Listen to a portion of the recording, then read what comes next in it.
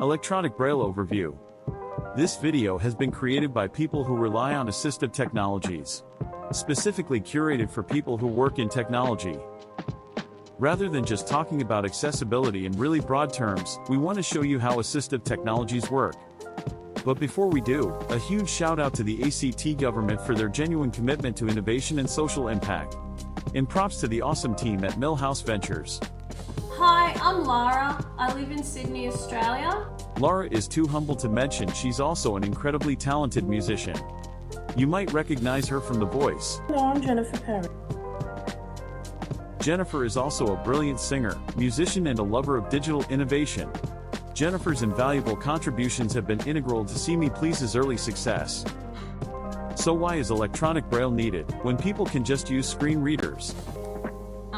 So one of the advantages with using a braille display is if you're writing something and you need to edit, instead of using the rotor to go through characters and words one by one, with voiceover reading it out to you, you can just use the Brailliant or whatever braille display you're using to read what you wrote, and you'll instantly know, because it's just like looking at something, I guess. Braille can provide better access to complex diagrams, mathematical equations, and formatting details that may not translate well to speech. Braille is an integral part of being able to learn structural sentences and about the English language. There's a common myth out there that Braille is no longer needed.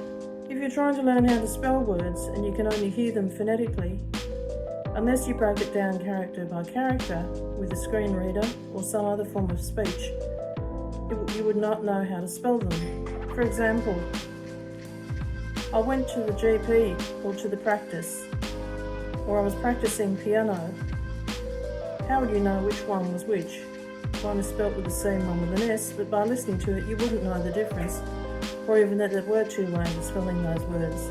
I just realised there was an extra space between Braille and display, so what I did was I pressed on the cursor key above where that extra space is, and as you can see here, or I don't know if you're able to, but the cursor blinks two dots, so dots 7 and 8 move underneath. Electronic Braille can provide a more inclusive way to read in a crowded space or classroom and enables note-taking in meetings without the disruption of screen readers. I mainly like to use my Brailliant device for reading song lyrics when I'm trying to learn new songs. Otherwise, it's also pretty handy to have in situations like, for example, when I was at uni, in class, we had to sometimes read things out individually, to the class. And obviously in situations like that, where you're just asked to read something out on the spot, you don't have access to hard copy Braille, with an embosser or a brailer. So this is the next best thing. Braille is made up of raised dots that can be read by touch. It consists of 6 dots within cells. The dots are arranged into different patterns, allowing individuals to feel the characters.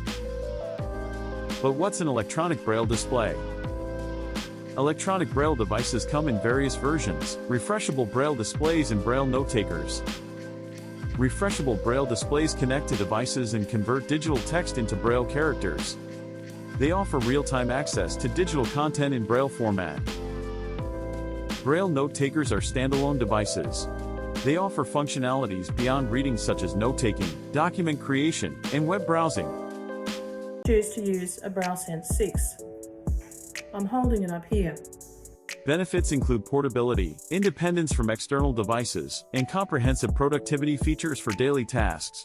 It runs an Android system as opposed to Windows, but it has things like Microsoft Word, email, social media, Excel. They also empower privacy. you can turn the screen curtain on and off, which basically means, oh, Maxwell, oh, I'll just say that bit again because Maxwell, my guide dog, sneezed. A cartoon of a dog sneezes on the screen.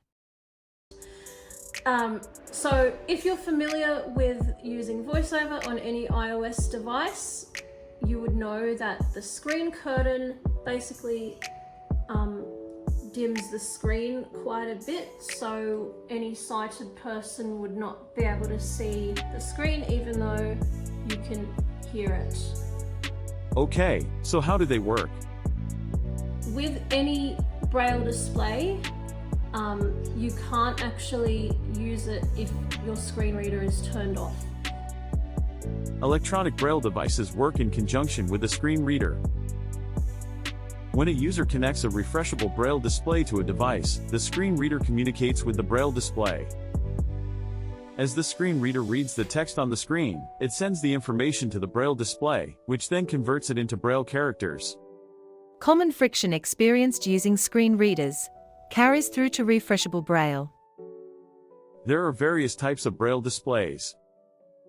Single-line displays have one line of Braille cells, typically around 20 to 40 characters.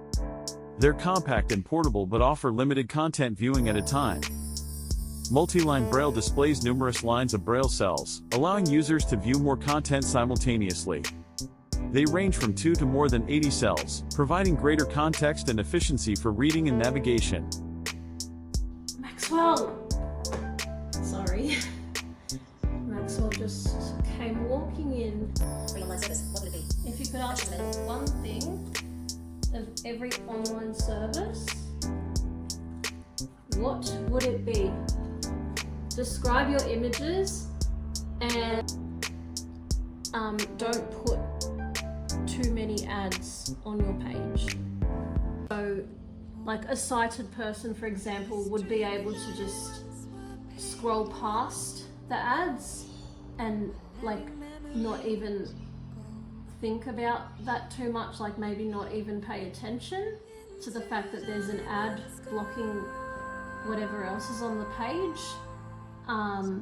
Whereas a blind person has to go line by line, and yeah, so it's a little bit frustrating.